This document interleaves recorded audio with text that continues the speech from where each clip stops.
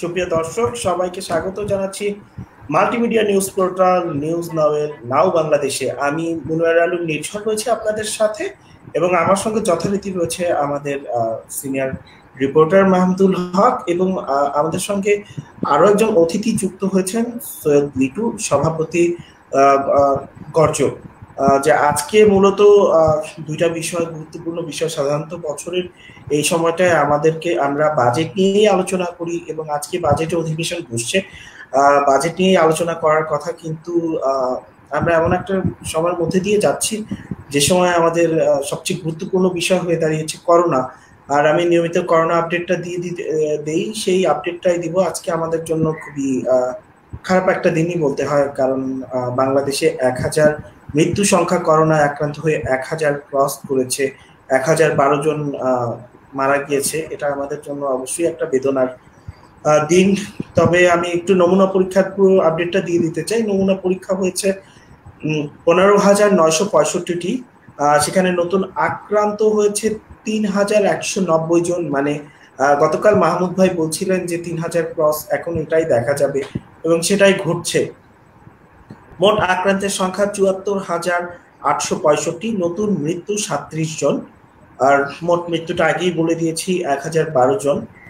নতুন সুস্থ 563 জন, মোট সুস্থ 15,899 জন। আমরা বাজেট আলোচনা যাওয়ার আগে একটু মাহমুদ ভাইয়ের কাছ থেকে, উনি আজকেও করোনা আপডেটটা উনি দেখেছেন, এবং এই 1000 মৃত্যু দুই একটা বাদে প্রতিটি উনি লিখেছেন। একটু মাহমুদ ভাই, করোনা। হ্যাঁ, সেটাই যে আজকে একটা দুঃখজনক বিষয় যে বাংলাদেশে মৃত্যুর সংখ্যা 1000 পেরিয়ে গেল। আমরা এতদিন বিভিন্ন দেশে দেখেছি যে 1000 2000 করে বাড়ছে। সেটা দেখতে দেখতে আমাদের নিজেদের দেশেও কিন্তু মৃত্যুর সংখ্যাটা 1000 ছাড়িয়ে গেল। হয়তো এরপরে আরো ছাড়িয়ে যাবে, যেটা আমরা কখনোই প্রত্যাশা করি না। এবং মৃত্যুর সংখ্যাটা এখন ঊর্ধ্বমুখী, কখনো 40-এর কোঠায়, কখনো 30-এর কোঠায় থাকছে। আগে তো 20-এর কোঠায়, 10-এর কোঠায় ছিল, সেটা এখন আর নেই, সে সুযোগও হয়তো এখন আর নেই। এবং আক্রান্তের সংখ্যাও বাড়ছে, আজকে 74,000 পেরিয়ে গেছে মোট আক্রান্তের সংখ্যা।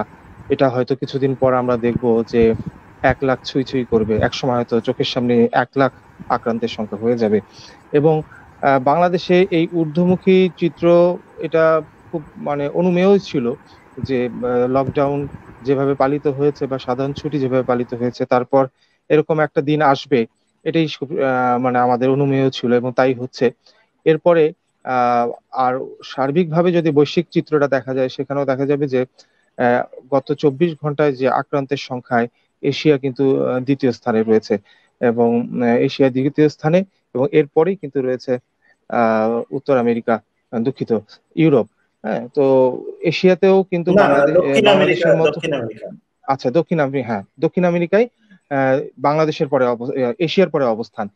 তো এশিয়ার যে চিত্র, সেটা বাংলাদেশের চিত্র দেখলেই বোঝা যায় যে এশিয়ার অধিকাংশ দেশেই কিন্তু, ভারতেও তাই, যে সবকিছুই ঊর্ধ্বমুখী মৃত্যু এবং আক্রান্তের সংখ্যা। এখন এই জুন মাস শেষ নাগাদ এই আক্রান্ত মৃত্যুর সংখ্যা ঠিক কোথায় গিয়ে থাকে, এটাই আসলে এখন বসে বসে দেখা ছাড়া আর কিছুই করার নেই আমাদের মতো সাধারণ মানুষের। আর পরবর্তীতে সরকার কি পদক্ষেপ নেয়, যদিও আমরা যেটা জানি যে লকডাউন, জোন ভিত্তিক লকডাউন ইতিমধ্যে শুরু হয়েছে। গতকালকে ঢাকার একটি জায়গা লকডাউন করা হয় রাত 12টার পরে। এছাড়াও এর আগে কক্সবাজার জেলা করা হয়েছে, কক্সবাজার শহরকে করা হয়েছে, নোয়াখালী শহরকে জোন ভিত্তিক লকডাউনের আওতা আনা হয়েছে।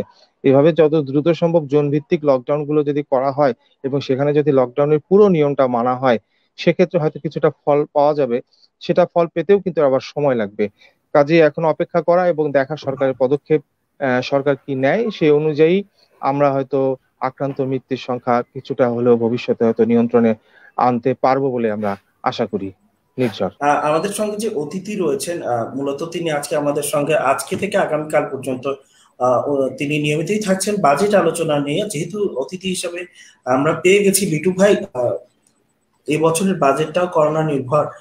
তার আগে আজকের আপডেটটা আপনি নিশ্চয়ই আমাদের কাছ থেকে শুনলেন বা এতক্ষণে জেনে গেলেন। এই পরিস্থিতিটা আপনি কিভাবে মূল্যায়ন করবেন? কোন দিকে যাচ্ছে করোনার পরিস্থিতিটা? ধন্যবাদ নির্ঝর ভাই, সঙ্গে মাহমুদুল হক ভাইকে অসংখ্য ধন্যবাদ। সবাইকে কাছে পেয়ে আমি অত্যন্ত ভালো বোধ করছি এবং সবাই কৃতজ্ঞতা জানাচ্ছি।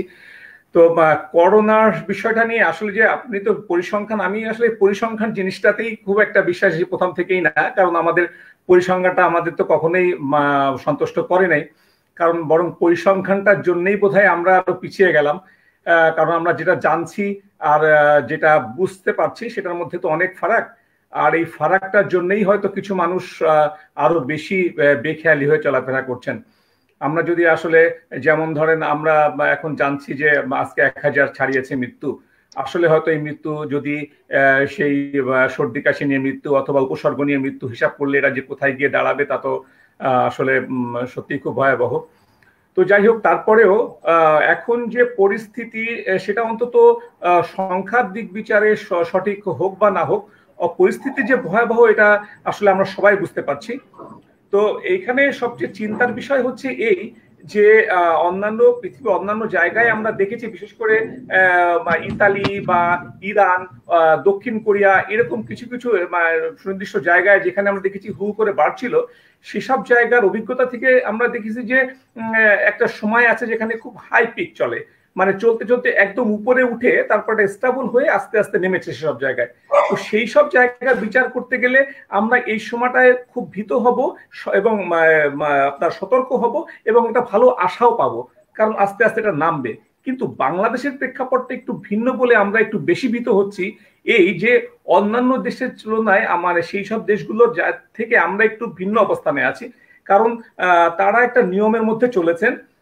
একটা সময় করোনা নিজস্ব নিয়মে, ভাইরাসের নিজস্ব নিয়মে এটা বাড়ছে, বেড়েছে, স্টেবল হয়েছে এবং কমেছে, কিন্তু আমরা আসলে সেই নিয়মের মধ্যে নেই। বিভিন্ন কারণে আমাদের বেশ কিছু ভুল পদক্ষেপের কারণে সেই পদক্ষেপটা সরকারের দিক থেকে, আমাদের সাধারণ মানুষের অসচেতনার দিক থেকে, বিভিন্ন সব দিক বিচারে, তো আমরা যেহেতু সেই নিয়মের মধ্যে পড়ছি কিনা সন্দেহ আছে, সেজন্য এই সন্দেহটাও থেকে যাচ্ছে যে আমাদের এই হাই টাইমটা কতটা সময় থাকবে এবং আমরা কতটা ভয়াবহতার দিকে যাব, নাকি আমরা স্বস্তির দিকে কতটা দ্রুত ফিরতে পারবো। তো এই জায়গাটা আমাদের জন্য অনিশ্চিত। তো এই সময় আসলে আমাদের সচেতনতার সঙ্গে অপেক্ষা করা ছাড়া আর বোধহয় কিছু করার নাই। মাহমুদ ভাই, যে বিষয়টা আজকে রাজাবাজারে আজকে থেকে রেড জোনের যে একটা মডেল তৈরি করা হচ্ছে বা ব্লক করে দেয়া হচ্ছে এবং সকাল থেকে অনেককে চাকরিতেও যেতে দেওয়া হয়নি, তাদেরকে ফিরিয়ে দেওয়া হচ্ছে, এবং এটা নিয়ে কারোর মধ্যে সন্তুষ্ট, কারোর মধ্যে অসন্তুষ্টি, একটা মিশ্র প্রতিক্রিয়া তৈরি হয়েছে। বিশেষ করে দেশের যখন এই অবস্থা, শুধুমাত্র একটা এলাকাকে এইভাবে লকডাউন করে বিষয়টা একটা ঘোলাটে মনে হচ্ছে কিনা? না, এখানে ঘোলাটে মনে হওয়ার কিছু নেই। লকডাউন জোন ভিত্তিক যেহেতু লকডাউনের ঘোষণা দেওয়া হয়েছে, এবং শুধু রাজাবাজার নয়, এর আগে কক্সবাজার শহরকে, পৌর এলাকাকেও কিন্তু এভাবে লকডাউন আছে এখনো, এবং তারই ধারাবাহিকতায় কিন্তু এটা একটা পরীক্ষামূলক সরকারের পক্ষ থেকে।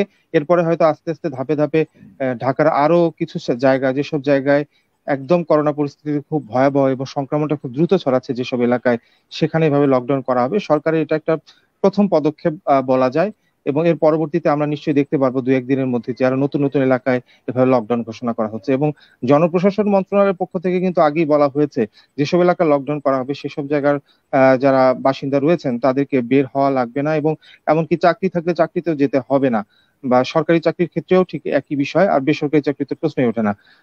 তো এবং গতকালকে যেগুলো মানে বিভিন্ন পত্রপত্রিকায় যেটা পড়ে আমরা জানতে পারলাম যে কিছু কিছু মুদির দোকান এবং প্রয়োজনীয় জিনিস পত্র বিক্রির জন্য কিছু কিছু দোকান হয়তো নির্দিষ্ট ওই এলাকায় খোলা থাকবে, এবং প্রয়োজনে বাইরে থেকে ভ্যানে করে তাদের কাছে দ্রব্য পৌঁছে দেওয়া হবে যাদের অনলাইন সার্ভিস নেওয়ার সুবিধা নেই। আর যারা অনলাইনে সার্ভিস নিতে পারে তাদেরকে অনলাইনের মাধ্যমে অর্ডার নিয়ে কিন্তু খাবার পৌঁছে দেওয়া হবে। অর্থাৎ বোঝা যাচ্ছে যে সরকার এখানে একটা খুব গুছিয়ে একটা পদক্ষেপ নিয়েছে, যাতে এই একটা জায়গায় অন্তত লকডাউনটা খুব সঠিক নিয়মে যাতে পালিত হয়। এইভাবে পুরো দেশ সম্ভব হয়তো হবে না, কিন্তু যেসব জায়গায় খুব ভয়াবহ সংক্রমণ, রাজাবাজারের মতো জায়গায় প্রায় 800 পরিবার রয়েছে, তো এসব পরিবারে অন্তত এটুক তো নিশ্চিত হতে পারবো এই লকডাউন থাকাকালীন অবস্থায় সংক্রমণের হার এইসব এলাকায় কমে আসবে হয়তো, যদি এভাবে তারা পালন করতে সক্ষম হয়। আর কিন্তু গতানুগতিক ভাবে আমরা যেটা আগে দেখেছি সেরকম যদি হয় যে 2-1 দিন হয়তো কড়াকড়ি লকডাউন থাকবে, তারপর অঘোষিতভাবে শিথিল হয়ে যাবে, মানুষের মধ্যে প্রবণতা থাকবে না, তাহলে হয়তো বিষয়টা খুবই দুঃখজনক হবে। তবে সরকারি যে পদক্ষেপ নিয়েছে এটা আমরা শুধুমাত্র রাজাবাজার এলাকা নয়, মিরপুর সহ যেসব জায়গা খুব ভয়াবহ পরিস্থিতি, ঢাকা শহরে যেসব জায়গাগুলোতে, সেখানে এই লকডাউনের প্রতিফলন আমরা দেখতে পারবো, এটাই আমরা আশা করছি। এবং এটা যদি হয় সেটা আমাদের জন্য অবশ্যই একটা আনন্দের বিষয়। আজকের অন্যতম গুরুত্বপূর্ণ যে বিষয়টা হচ্ছে যে করোনার এই সময়টায় আজকে সংসদ বসতে যাচ্ছে এবং এটা বাজেট অধিবেশন। আমাদের দেশের জন্য খুবই গুরুত্বপূর্ণ একটা অধিবেশন আজকে বসতে যাচ্ছে। এবং বাংলাদেশে এর আগে কখনো হয়তোবা এই ধরনের অধিবেশন হয়নি, এরকম সীমিত সংখ্যক যেরকম আমরা শুনতে পাচ্ছি। এই বিষয়টা আপনি যদি একটু আমাদের দর্শকদের কেমন হতে যাচ্ছে, কিভাবে শুরু হতে যাচ্ছে? বলা যায় যে এটা একটা মানে মজার বিষয় বলবো, কারণ হচ্ছে যে বাংলাদেশের রাজনীতি তথা দেশ পরিচালনার যে মূল কেন্দ্রবিন্দু অর্থাৎ বাজেট অধিবেশন হবে এবং জাতীয় সংসদ এলাকায়, এবং আহ, এই সংসদ এলাকায় কিন্তু এখন একটা করোনা হটস্পটে পরিণত হয়েছে। এমন একটা পর্যায়ে হচ্ছে যখন সংসদ ভবনের প্রায় 43 জন কর্মকর্তা করোনায় আক্রান্ত, প্রায় 800 আনসার করোনায় আক্রান্ত, এবং বেশ কয়েকজন পুলিশ সদস্য যারা নিয়মিত ওখানে ডিউটি পালন করেন সেখানেও কিন্তু তারাও কিন্তু করোনায় আক্রান্ত। এটা মাথায় রেখে এই পরিবেশে অর্থাৎ করোনা আক্রান্ত সংসদ ভবনেই কিন্তু এবারে বাজেট অধিবেশন বসছে আজকে, হয়তো কিছুক্ষণের মধ্যে বসবে, এবং কালকে অর্থমন্ত্রী বাজেট পেশ করবেন। এবং খুব স্বাভাবিকভাবেই অনেক নিয়ম কানুন থাকছে। এবার সংক্ষিপ্ত পরিসরে এবার বাজেট অধিবেশন হবে। আমি যতটুকু জানি প্রায় 12 কর্মদিবসের মধ্যেই কিন্তু এই বাজেট অধিবেশন শেষ করা হবে। সেখানে সঠিকভাবে বসার নিয়ম, স্বাস্থ্যবিধি মেনে চলার নিয়মগুলো এখানে নতুন নতুন ভাবে যুক্ত করা হয়েছে। এবং যারা বয়স্ক সংসদ সদস্য রয়েছেন সবাইকে এখানে অ্যালাউ করা হয়নি, এবং যারা বয়স্ক সংসদ সদস্য তাদেরকেও আসতে নিরুৎসাহিত করা হয়েছে। গড়ে একটা পত্রিকা মারফত জানতে পারলাম যে গড়ে একজন সংসদ সদস্য 3 দিন আসতে পারবেন, সেই হিসেবেই মানে 3 দিন তারা সংসদ অধিবেশনে যোগ দিতে পারবেন। এরকম আরো বেশ কিছু নিয়ম তান্ত্রিকতার মধ্যে এনে কিন্তু এবারের সংসদ অধিবেশন বসছে। এবং বাজেট অধিবেশনটাও গতবার যেরকম ব্যাপক হারে বা ব্যাপক আলোড়নের মাধ্যমে বা ব্যাপক আলোচনার মাধ্যমে হয়েছে, এবার কিন্তু হচ্ছে না। সীমিত পরিসরে তো বটেই, একদম খুব সীমাবদ্ধতার মধ্যেই কিন্তু হচ্ছে।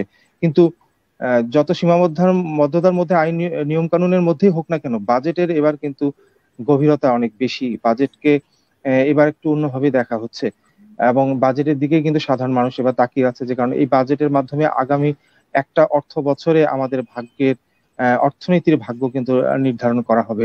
এবং এক্ষেত্রে বেশ কয়েকটি সংস্থা তাদের একটা প্রাথমিক তারা একটা উদাহরণ হিসেবে একটা বাজেট পেশ করেছে, প্রস্তাবনা দিয়েছে যাতে এটা সরকারি দৃষ্টি আকর্ষণ করার জন্য। এবং গতকালকে বিএনপি বিরোধী দলের পক্ষ থেকে তারাও একটা বাজেট দিয়েছে। তাদের বাজেটটা আমার কাছে একটু ইন্টারেস্টিং মনে হয়েছে। তারা যে বাজেট প্রস্তাবনা দিয়েছে সেখানে তারা বলছে যে গতানুগতিক বাজেটের বাইরে তারা তাদের প্রস্তাবনা যে একটা 3 বছর কেন্দ্রিক, একটা 3 বছর মেয়াদের একটা বাজেট তারা প্রস্তাব করেছে শুধুমাত্র করোনাকে কেন্দ্র করে। অর্থাৎ করোনার পরিস্থিতিতে তারা গতানুগতিক ধারা বাজেটে যেতে চাচ্ছে না। তাদের পরামর্শ হচ্ছে যে শুধু করোনাকে কেন্দ্র করে একটা 3 বছর মেয়াদী, স্বল্প মেয়াদী একটা একটা নির্দিষ্ট প্যাকেজের একটা বাজেট করা হোক, যেখানে করোনাকে কেন্দ্র করেই সবকিছু এখানে নির্ধারণ করা হবে। তো এটা আমার কাছে বেশ ইন্টারেস্টিং মনে হয়েছে। জানি না সরকার এটাকে কিভাবে নিবে, সরকারের নিজস্ব একটা স্ট্র্যাটেজি নিশ্চয়ই আছে। এছাড়াও অর্থনীতি সমিতি তারা বাজেট নিয়ে আলোচনা করেছে, এবং বিভিন্ন অর্থনীতি টিআইবিও বাজেট নিয়ে কথা বলেছে। তারা কালো টাকা সাদা করার বিষয়ে প্রতিবার যে তথ্যটা দেয় এবারও তাই দিচ্ছে, যাতে এই সুযোগটা এখানে না থাকে। তো এর মধ্যেই কিন্তু এখন বাজেট একটা আসতে যাচ্ছে। এখন দেখার বিষয় সরকার কোন কোন খাতকে গুরুত্ব দেয় এবং সেই অনুযায়ী বাজেট আমাদেরকে জানায়, যে এবং আমরাও হয়তো সেই অনুযায়ী আমাদের কর্মপন্থা বা আমরাও আমাদের চিন্তা ভাবনাটা হয়তো সেভাবেই ধাবিত করব। নির্ঝর। জি, আমরা একটু লিটু ভাইয়ের কাছে চলে যাই। লিটু ভাই, মাহমুদ ভাই তো খুব আমাদের সংসদকে ইন্টারেস্টিং একটা এবারের বাজেট অধিবেশনকে বললেন এবং বর্ণনা করলেন, আপনি নিশ্চয়ই শুনলেন। পাশাপাশি বিএনপি থেকে অন্যান্য দলগুলোর যে ছায়া বাজেট বা বাজেটের একটা কথা বললেন সেটাও শুনলেন। আপনার কি মনে হয় কেমন বাজেট হওয়া দরকার? কোন কোন খাতগুলোতে আসলে গুরুত্ব দেওয়া এবার সবচেয়ে জরুরি হয়ে দাঁড়াবে? আপনি কিভাবে দেখবেন? ধন্যবাদ আবারও। আর মাহমুদ ভাইও খুব সুন্দর করে বর্ণনা করেছেন। উনি সংসদের পরিবেশ বর্ণনা করেছেন, তো তাকেও ধন্যবাদ। তো আসলে ধরেন এই যে মানে 5 লাখ প্রায় 50,000 কোটি টাকার যে বাজেট, বিশাল বাজেট, বরাবরই বিশালই হয়, মানে আপনার বাজেটের অঙ্ক বিশাল হয়। তো একইভাবে ওই যে সেই উন্নয়ন বাজেট ওই যে যে অর্ধেকের কম সেরকমই আছে। তার মানে হচ্ছে আপনার সেই মানে যেগুলো অনুন্নয়ন বাজেট এখনো বেশি আছে, সেইভাবেই চলছে, এইভাবেই চলবে। তো আসলে বাজেটটা মানে ধরেন যেমন বাজেটটা তো আপনার মানে খরচের উপরে তারপরে আয়টা নির্ধারণ করা হয়। বাজেটের ব্যবস্থাটা একটু আমাদের আয় ব্যবস্থাপনার চাইতে ভিন্ন। তো প্রথমে তো একটা মানে ব্যয়টা ধরাই হয়, ব্যয়টা ধরে তারপরে আয়টা কোথা থেকে আসবে চিন্তা করা হয়। তো আমাদের সমস্যাটা তো সেই জায়গায়। তো এখন ধরেন প্রথমে হচ্ছে এখন এই যে ধরেন অর্থ মন্ত্রণালয় থেকে ব্যয়টা নির্ধারণ করা হয়েছে, তারপরে রেভিনিউ বোর্ড বা রাজস্ব বোর্ড থেকে হয়তো আয়েরও একটা অনুমান করা হয়েছে। তো আমাদের প্রধান যে সমস্যাগুলো সেটা হচ্ছে যে আমরা এই আয় আর ব্যয়ের সমন্বয়টা করি না। আমরা ব্যয়টা ধরি একেবারেই মানে আনুমানিক, এবং আয়টাও ধরি একদম মানে আনুমানিক। আর বিশাল থাকে একটা ঘাটতি, অর্থাৎ আমাদের যদি এখন ধরেন 5,000 কোটি টাকা ব্যয় ধরি, তো আমার তার দেখা যাবে 4,000 কোটি টাকা হয়তো আসবে, 1,000 কোটি টাকা ঘাটতি থাকবে। তো এইটা আসবে আবার সেই মানে বিভিন্ন রকম ঋণ থেকে। তার মানে দেখেন আমরা এই যে মানে সেই একই বাজেটের মধ্যেই কিন্তু পড়তে যাচ্ছি। এবার যেমন বাজেটটা হবে একটু মানে করোনা পরবর্তী অর্থনৈতিক পরিস্থিতি বিবেচনায় নিয়ে এবারে বাজেটটা করা হবে, অর্থমন্ত্রীও সেটাই বলেছেন। কিন্তু সেই জায়গাটাতে সেই পরিকল্পনাটার প্রস্তাবনাগুলো কোথায়? এখন আজকে থেকে ধরেন 2-3 সপ্তাহ চলবে, আপনার অধিবেশন হবে, আলাপ আলোচনা হবে, হয়তো 30 জুনে গিয়ে যে ঘোষণা করা হয়, এভাবেই তো হয়। তো সংসদে তো সবাই একই মানে একটা দলেরই মানুষ আছেন যারা আসলে এই বাজেটের প্রথম থেকে সেই আগস্ট থেকে এখন পর্যন্ত কোনো না কোনো ভাবে এমনিতেই সম্পৃক্ত। তো সেটার সঙ্গে ধরেন এখনকার পরিস্থিতিতে আপনার যে ব্যবসায়ী সংগঠন অথবা বিভিন্ন অন্যান্য যেসব মন্ত্রণালয়, অর্থাৎ একটা বাজেটের সঙ্গে সংশ্লিষ্ট যারা যারা থাকেন, তো এরা প্রথম থেকেই আছেন, এবং এরা যেহেতু সবাই একই মতের মানুষ, সেহেতু বাজেটটা যেভাবে হবে সেখানে কোনো সংশোধনের কোনো ব্যবস্থা আসলে থাকবে না, কারণ যে 2-3 সপ্তাহ আলোচনা হবে সেটা একপাক্ষিক আলোচনাই হবে। তো এই কারণে যদি এমন হতো যে মানে এখন এই সংসদে আলোচনার আগে যদি করোনা নিয়ে যেমন বিরোধী দল যে কথাটা বলেছে, আমি তাদের নিয়মের সঙ্গে একমত না, কারণ বাজেট একটা জিনিস আর প্রস্তাবনা বা একটা ব্যবস্থাপনা আরেকটা জিনিস। করোনার যে অর্থনৈতিক পরিস্থিতি কি হবে, এরপরে অর্থনীতির কাঠামো কি হবে, কিভাবে এটা রিপেয়ার করা হবে এই ক্ষতিটাকে, এইটা আসলে ভিন্ন জিনিস। এটা বাজেট আলোচনা না, বাজেট তো শুধু আয় ব্যয়ের হিসাব।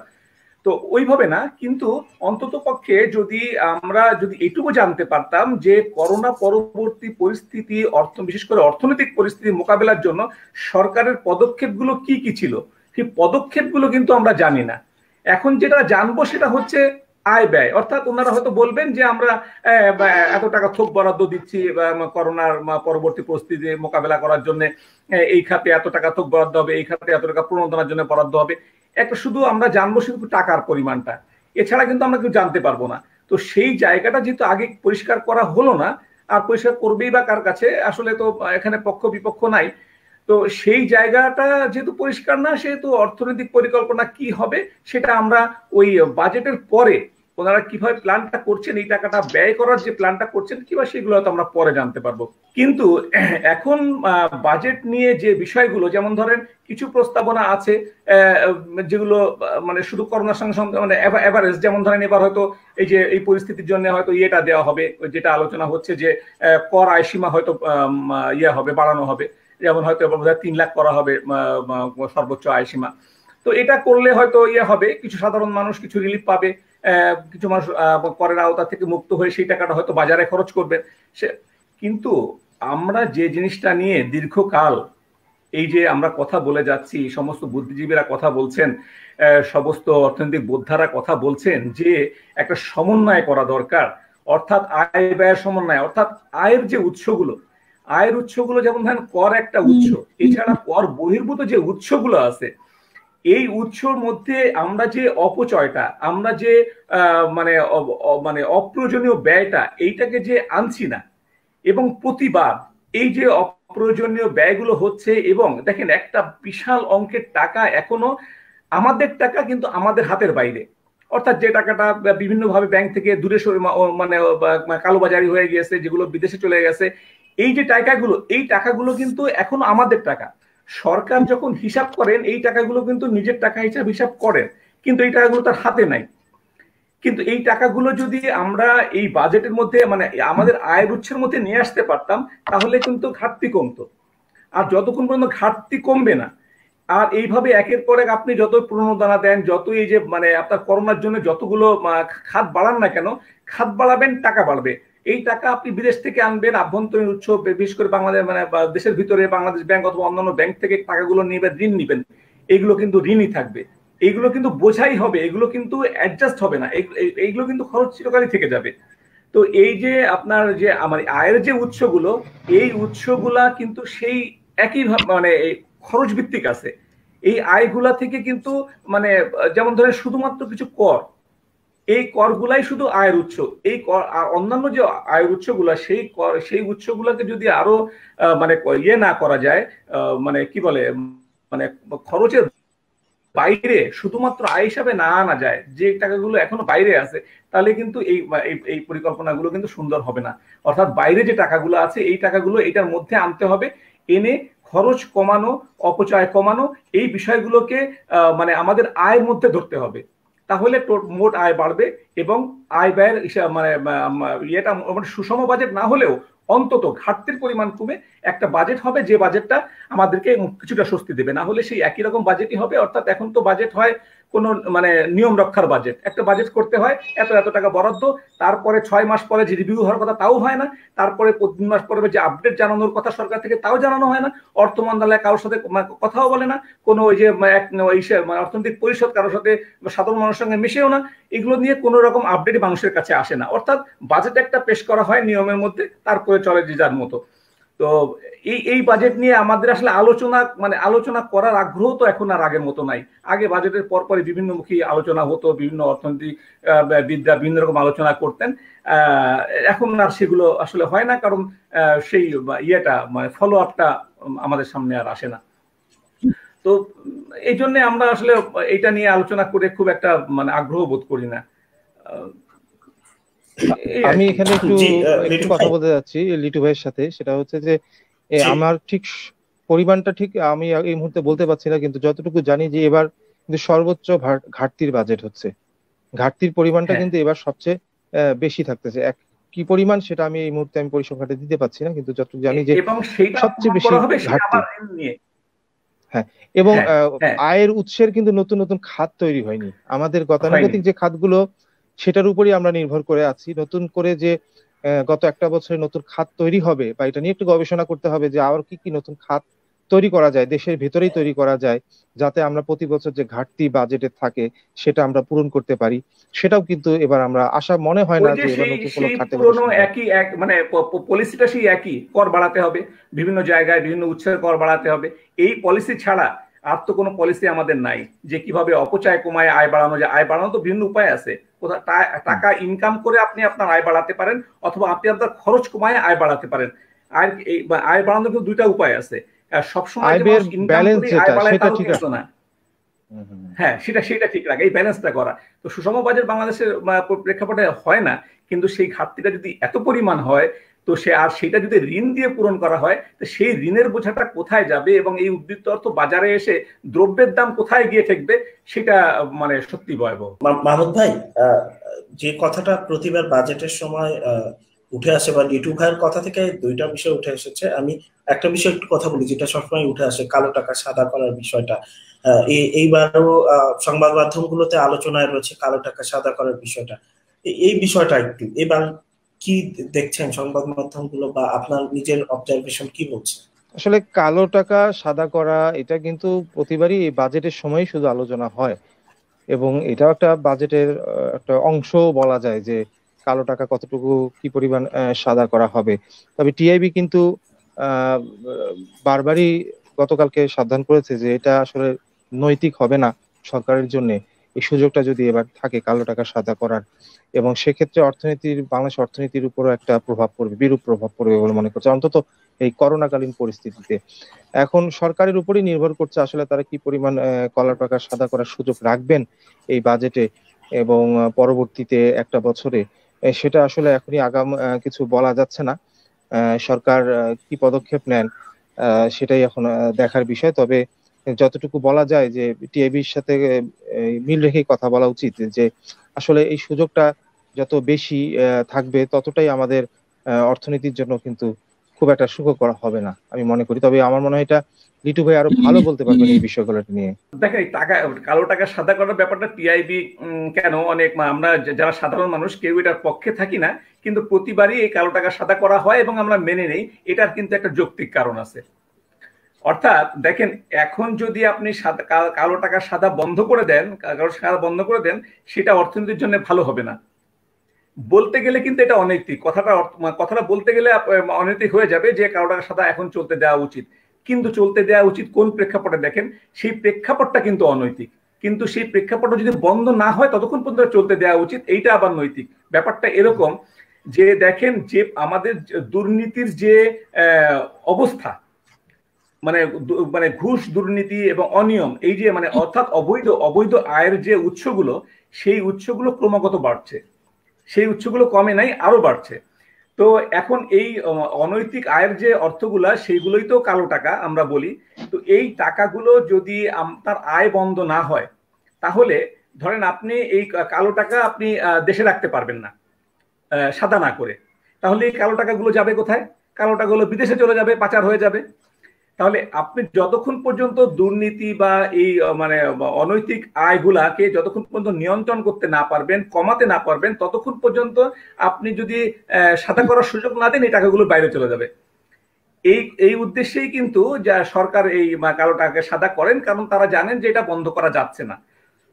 অর্থাৎ এইটা বন্ধ করতে হলে আগে দুর্নীতি বন্ধ করতে হবে, না দুর্নীতি বন্ধ করলে দুর্নীতি আরো বেশি হবে, কারণ এই টাকাগুলো বাইরে চলে যাবে। এখন যে পরিমাণ কিছু টাকা হয়তো দেশে বিনিয়োগ হয়, এই যে আবাসন খাতে বা বিভিন্ন খাতে কিছু কিছু জায়গায় ইয়ে করা আছে, সরকারের অনুমতি দেওয়া আছে, তো এইসব জায়গাগুলো কিছু বিনিয়োগ হচ্ছে, যদি সেটা পরিমাণ কম। কিন্তু যদি না দেওয়া হয় তাহলে এই টাকাটাও বাইরে চলে যাবে, কারণ আমাদের শুধু দুর্নীতি করার উৎসগুলো খোলা নাই, দুর্নীতি করে বেঁচে যাওয়ার উৎসগুলোও খোলা।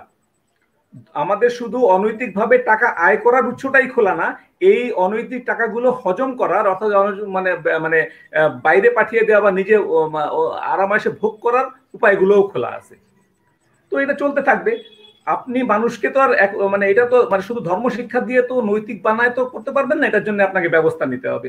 সেই ব্যবস্থাপনা যদি না থাকে, সেই মানে ইয়েগুলা মানুষকে মানে এই ঘুষ দুর্নীতি বন্ধ হওয়ার কোনো উপায় যতক্ষণ পর্যন্ত আপনি বের না করবেন, ততক্ষণ পর্যন্ত এটা করে খুব একটা যে লাভ হবে, মানে বলতে শুনতে ভালো লাগবে যে না এটা খুব অনৈতিক হয়ে যাচ্ছে, ঘুষ দুর্নীতি উৎসাহিত হয়।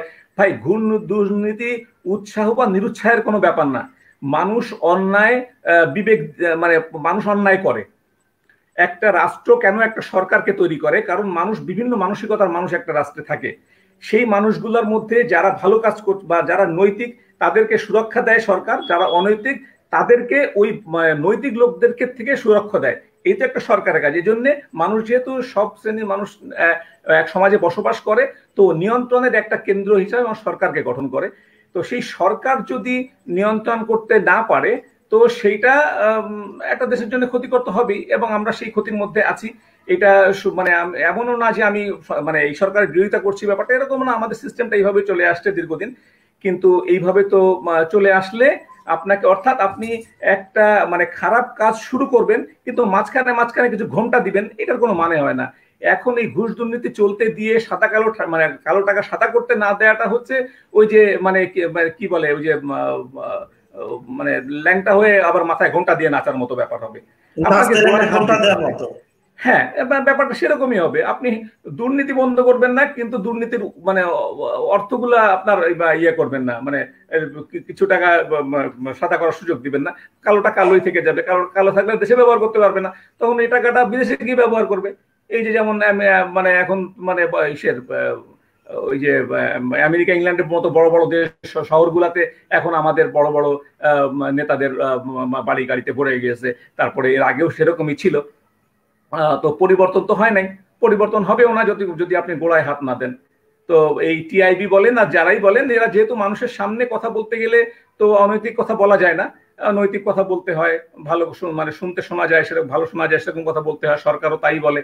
এই যে প্রতিবারই এই যে আমাদের আগের অর্থমন্ত্রী উনিও বারবার বলতেন যে এটা করতে যাবা, করা যাবে না, করা যাবে না, পরে করে ফেলতেন, কারণ আসলে তো না করে উপায় নেই। সাইফুর রহমান সাহেবও তো ওনার সময়ও কিন্তু এই যে তখন থেকে শুনতেছি যে এটা হবে এটা হবে, কিন্তু যখনই হতে যায় তখন ওনার যারা অন্যান্য লোকজন আছে তারা বলে যে ভাই এটা করে আপনার লাভটা কি হবে, আপনার তো আয় কমবে। আমাদের যে আয়ের উৎসগুলো, অর্থাৎ এই যে ঘাটতি বাজেট নিয়ে যেটা মাহমুদ ভাইও কথা বলছিলেন, তো এই যে ঘাটতিটা পূরণ করার জন্য তো আপনার অর্থ লাগবে। তা আসলে এই সাদা টাকা কালো করা, মানে কালো টাকা সাদা করাটা একটা আয়ের উৎস এই মুহূর্তে সরকারের, মানে বাংলাদেশ দেশে, এই দেশের জন্য। কারণ সেখানে সেই পরিমাণটা এত বেশি যে সেইখান থেকে 20% মানে ইয়ে দিয়ে যদি আপনাকে সাদা করতে দেওয়া হয়, তো সেই টাকাটাও পরিমাণটা এত হয়, সেই টাকাটা এত হয় যে সেটা মানে আপনার সেই উন্নয়ন বাজেট অথবা আসলে উন্নয়ন বাজেট নিয়ে বলাটাও ঠিক হবে না, কারণ উন্নয়ন বাজেট নিয়ে সরকার তো খুব কমই কাজ করে, নির্দিষ্ট কোনো অর্থ থাকে সেটা দিয়ে কাজ হয়। আসলে মানে আমাদের যে ইয়েটা আর কি বলে এটাকে, ওই যে মানে অনুন্নয়ন বাজেট যেটা মানে সরকার পরিচালনার যে ব্যয়, এই ব্যয়ে আসলে ওই অর্থগুলো ব্যয় হয়। এই ব্যয়টা এত বেশি, এবং সরকার পরিচালনার ব্যয় অর্থাৎ অনুন্নয়ন বাজেটটা শুধু বেশি না, এটা এতটা অনিয়ন্ত্রিত, মানে এটা অপরিকল্পিত এবং অনিয়ন্ত্রিত, যেটা আগে থেকে সরকার জানতেই পারে না যে তার ব্যয় কি পরিমাণ, কারণ সে 10 টাকা হিসাব করলে সেটা 70 টাকা হতে সময় লাগে না। তো এই অনুন্নয়ন ব্যয়টা এতটাই আনসার্টেন যে সরকার ওই অনুন্নয়ন ব্যয়টাকে অ্যাডজাস্ট করার জন্য কিছু মানে অর্থর উৎস তৈরি করে রাখে, যে অর্থগুলো অনৈতিক হোক আর মানে যে অর্থেই খারাপ হোক না কেন তার সেই টাকাগুলো দরকার। তো সেই অর্থে সরকার এই জায়গাগুলো তৈরি করে রাখে। এটা চলতে থাকবে যতক্ষণ পর্যন্ত এই দুর্নীতি বন্ধ না হবে। ওইটাই আর কি, যে দুর্নীতির একটা দুষ্ট চক্র বলে কথা আছে, তা আমরা সেই দুর্নীতি দুষ্ট চক্রের মধ্যেই আছি, এখান থেকে বেরোতে পারিনি, যে কারণে এই কালো টাকা সাদা করার বিষয়টা প্রতিবার বাজেটে আসবে এবং এটা আমরা দেখব, এবং এটাই হবে, এটাই স্বাভাবিক, এটা একটা স্বাভাবিক প্রক্রিয়ার মধ্যে পড়ে গেছে আমাদের দেশে। এটাতে আসলে অবাক হওয়ারও কিছু নেই, দুঃখ করারও কিছু নেই, বিষয়টা হচ্ছে তাই। তো এর মধ্যে থেকে একটা বাজেট বের হয়ে আসবে, এর মধ্যে থেকেই এগুতে হবে। এখন আমরা কতটুকু এই বাজেট থেকে লাভবান হব, বা সাধারণ মানুষ একেবারে তৃণমূল পর্যায়ের যারা মানুষ তারা এই বাজেটে কতটুকু সুবিধাভোগী হবে, তাদের জন্য কতটুকু, এটাই আসলে এখন দেখার বিষয়। কারণ আমাদের এমন একটা দেশ যেখানে যারা ধনিক শ্রেণী তারা শুধু ধনী হয়, এবং যারা দরিদ্র শ্রেণী তারা দরিদ্রই হয়। এবং এই করোনার কারণে তো, যেটা কয়েকদিন আগে অর্থনীতি সমিতি যেটা প্রকাশ করলো, তাদের যে একটা প্রতিবেদন, যেখানে বলা হয়েছে প্রায় 6 কোটি মানুষ নতুন করে দরিদ্রে পরিণত হচ্ছে।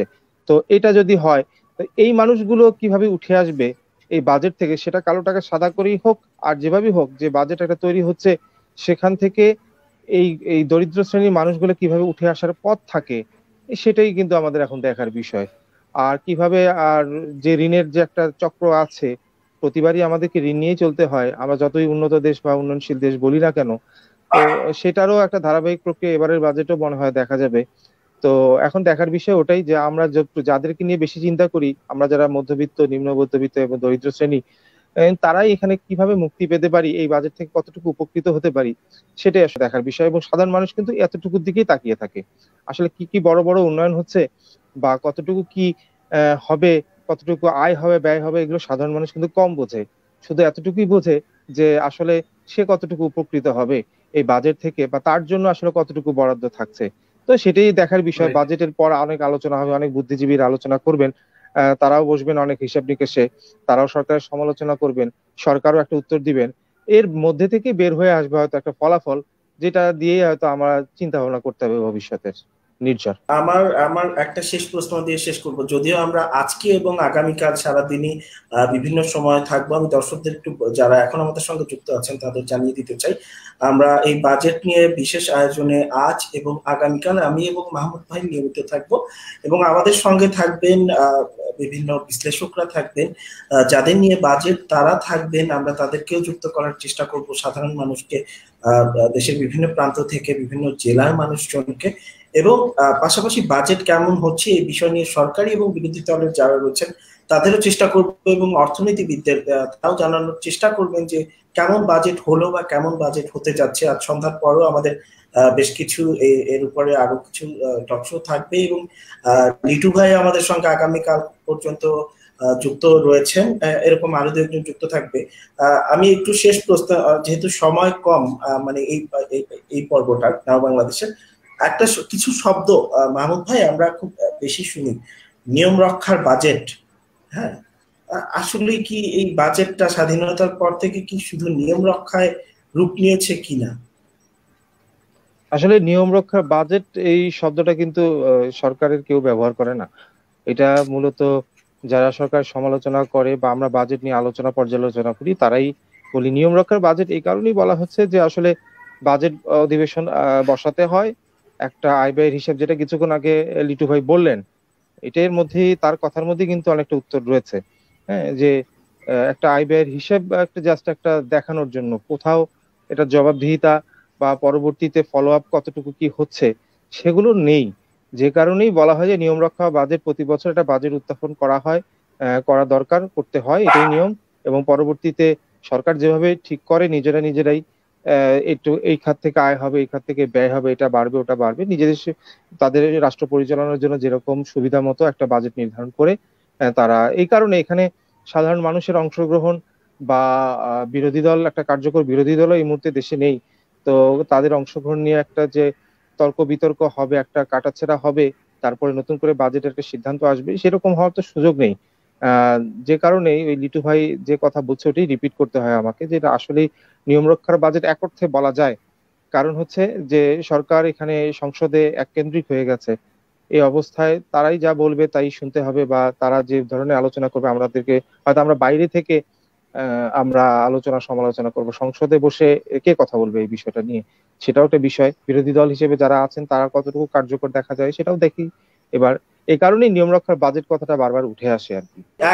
একই প্রশ্ন হচ্ছে লিটু ভাই আপনার কাছেও। আমাদের তো গোড়ায় গলদ হয়ে গেছে, এবং আমাদের যে সর্বনাশটা, সবচেয়ে বড় যে সর্বনাশটা সময়ের সাথে সাথে হয়ে গিয়েছে, সেটা হচ্ছে যে আমরা সাধারণ মানুষরা, মানে বলতে কি, মানে সরকারের বাইরে যে মানুষগুলো আমরা আছি, আমাদের মানে মানে সাধারণ বাংলা যেটা বলি দলবাজি, অর্থাৎ আমরা এতভাবে বিভক্ত হয়ে গেছি, এবং এইটার সমস্ত মানে সমস্যার সমস্ত সর্বনাশের গোড়াটাই হচ্ছে এইখানে। দেখেন এখন যে এই যে একটা সময় ছিল, আগেও বাজেটটা এরকম নিয়ম রক্ষার হতো, অথবা কিছু এরকমই হতো, গতানুগতিক ছিল, কিন্তু তারও একটা ইয়ে ছিল, তার পরের পর্যায়গুলোর কিন্তু কিছু গুরুত্ব ছিল। ওই যে ধরনের সন্ধ্যার সময় যে গরিব মারা নতুন বাজেট মানি না, বাতিল করো, বিরোধী দলরা বলতো, সরকার বলতো যে উন্নয়নের বাজেট, এর চেয়ে ভালো বাজেট আর হয় না। এর মধ্যে দিয়েও কিছু কিন্তু আলোচনা সমালোচনা ছিল, এবং কিছু কারেকশন সেখানে কিন্তু নিয়মিত হতো। এই যে ধরেন ট্যাক্স যেখানে বাড়তো সেগুলো কমতো বিভিন্ন রকম প্রতিবাদের মুখে, বিভিন্ন জায়গায় নতুন করে যাতে মূল্যস্ফীতি ঘটার জন্য যে জায়গাগুলো তৈরি হয়, অর্থাৎ বাজারে অতিরিক্ত টাকা আসা বা এই ধরনের সেই জায়গাগুলোর সমালোচনা হতো, সেগুলোর কিছু সমাধান হতো। কিন্তু দেখেন এখন এমন একটা সর্বনাশ মানে আসলে হয়ে গিয়েছে, সেটা হচ্ছে দেখেন এখন যারা সত্যিকার ভালো ভালো অর্থনীতিবিদ, মানে ভালো অর্থনীতি বলতে যাদের মানে জ্ঞানের গভীরতা অনেক, যারা ভালো জানেন, তারাও হচ্ছেন ডিভাইডেড। এখন তারাও ডিভাইডেড, অর্থাৎ এখন যখন আপনি একটা বিষয় দেখবেন যে না এটা মানুষের জন্য ক্ষতিকর, সেই বিষয়টা যখন আপনি যদি উপস্থাপন করেন যে না এটা ক্ষতিকর, আমি করব কি, আমি তখনই ভেবে নেব যে এটা ক্ষতিকর বলছে মানে এটা সরকারের গায়ে আসছে, যে এটা তো ক্ষতিকর, সরকার ভুল করছে, এটা সাথে সাথে আমি এটা কাউন্টার দিব যে না এটা ক্ষতিকর না, এটা এই অর্থে আসলে ঠিক আছে, যদিও আমিও জানি এটা ভুল। কিন্তু ওই যে মানে আমরা এইভাবেই ডিভাইডেড হয়ে গেছি। একইভাবে আমি যদি একটা ভালো কথা বলি, একটা যেটা কল্যাণকর যদি বাজারে থাকে, সেটা বলতে গেলে আপনি বলবেন যে, ভাববেন যে এটা এই কল্যাণকর, এটা বলতে গেলে তো সরকারের এখানে ইয়ে হয়ে যাবে, বেনিফিটেড হয়ে যাবে, তো ঠিক আছে এটার এইভাবে একটু ঘোরা, এটাকে খারাপ অর্থে নেওয়া যায় কিনা। তো এই কারণে সাধারণ মানুষ আসলে দেখেন, ওই যে মানে ওই যে গীতায় একটা কথা আছে যে জ্ঞানীরা কাজ করে ও সাধারণ মানুষ তাদেরকে অনুসরণ করে। তো আমরা সাধারণ মানুষরা তো আসলে জ্ঞানীদেরকে অনুসরণ করি, অর্থাৎ যারা অর্থনীতি বাজেটের বিষয়ে যারা বাজেট বোদ্ধা, যারা অর্থনীতিবিদ বা এই বিষয়ে যারা বিজ্ঞ, তারা যে আলোচনাগুলো করেন, যে সমালোচনাগুলো করেন, আমরা তাদের মধ্যে থেকে যেহেতু আমরা কম জানি, সেহেতু যেটা শুনতে ভালো লাগে আমরা সেটাকে ফলো করি। আমাদের তো জ্ঞানের গভীরতা ওরকম না, এই জন্য আমরা দুজনের কথা শুনে বুঝতে পারি না যে কোনটা আসলে ঠিক। আমাদের কাছে সেইটা ঠিক যে যিনি উপস্থাপন করেন বেশি সুন্দর করে। তো এখন যদি এই মানুষগুলা যদি ডিভাইডেড না হয়ে যদি অন্তত দেশের পক্ষে যিনি যে দলই করেন না কেন, সরকার দল করতে পারেন, প্রত্যেক দলেরই একটা আদর্শ আছে, দল করা কোনো অন্যায় না, কিন্তু অন্যায়কে সমর্থন করা শুধুমাত্র অন্যায়, যে কোনো দলই তো করা যায়। তো সেই লোকগুলা যদি এইটুকু অন্তত করেন যে না আমি অন্তত ন্যায়ের মানে অন্যায়ের বিপক্ষে থাকবো না, সমালোচনা যদি আমি সরকারের এভাবেও করি যে মানে সমালোচনা দুই রকম হয়, আপনার মানে প্রতিবাদমূলকও হয় আবার কারেক্টিভও তো হয়, তাই না, সেই সংশোধনমূলক যেটা। তো আপনি সংশোধনমূলক সমালোচনাটা তো করতে পারেন, তা তো করবেন না, যেটা ভুল সেটাকেও আপনি কারেকশন করার চেষ্টা করবেন। ভাই এখনো মানে ধরেন সংসদ অধিবেশন মানে বাজেট আসার পরে 2-3 সপ্তাহ আলোচনা হয়ে তারপরে যে মাসের শেষে দিন গিয়ে বাজেটটা ঘোষণা হয়, তো এই যে সময়টা থাকে এই সময়টাতে আপনি যারা যেগুলো ভুল সেইগুলো যদি আপনি সমালোচনা করেন, যারা বোদ্ধা শ্রেণী আছেন এবং যারা বিরোধিতা করেন তারাও যদি যারা যে জায়গাগুলো ভালো আছে, যে জায়গাগুলো সত্যিই কল্যাণমূলক সেগুলো যদি বলেন যে না এইগুলো থাকা উচিত, এইটা সঠিক আছে, তাহলে কিন্তু অন্তত পক্ষে দেশের মানুষ এই জায়গাটা থেকে উপকৃত হয়। কারণ এটা কিন্তু সারা বছর আমাদেরকে টেনে নিয়ে যেতে হবে।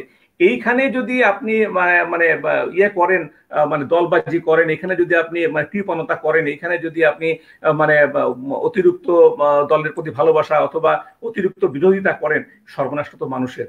তো দেশের জন্য যদি আপনি রাজনীতি করেন, মানুষের কল্যাণের যদি আপনি অর্থনীতিবিদ হন, একজন অর্থনীতিবিদ একটা বিশ্ববিদ্যালয়ে পড়াশোনা করে তারপরে বাইরে থেকে ডিগ্রি এনে যে যিনি একজন বোদ্ধা হন, তার পিছনে এই দেশের অনেক ব্যয় আছে। আমাদের একটা পাবলিক বিশ্ববিদ্যালয়ে 10 টাকা 20 টাকা 50 টাকা করে মানুষ পড়াশোনা করে, তার পিছনে খরচ কিন্তু অনেক বেশি। এই খরচগুলো আমরা সাধারণ মানুষ দেই। আমাদের দিকে তাকিয়ে আপনারা যদি এই খারাপকে খারাপ বলা এবং ভালোকে ভালো বলে আমাদের জন্য একটু কল্যাণকর কিছু করে যান, তো আপনারা দোয়া পাবেন আর আমরা আপনাদেরকে মনে রাখবো। এই কথাটুকু শুধু তাদের উদ্দেশ্যে আমি বলতে মানে আপনার অনুষ্ঠানে আমি তাদেরকে অনুরোধ জানাতে চাই। ধন্যবাদ। আমরা অল্প কয়েক ঘন্টার মধ্যে আবারও বাজেট অধিবেশন শুরু হওয়ার পর আমি এবং মাহমুদ ভাই আবার আপনাদের মাঝে ফিরে আসবো, হয়তো বা সাথে বিটু ভাই থাকবে বা আরো অন্য অতিথি নিয়ে বা বিশ্লেষকদের নিয়ে আমরা ফিরে আসবো। ততক্ষণ পর্যন্ত বিদায় নিচ্ছি। ভালো থাকুন, সুস্থ থাকুন, ধন্যবাদ।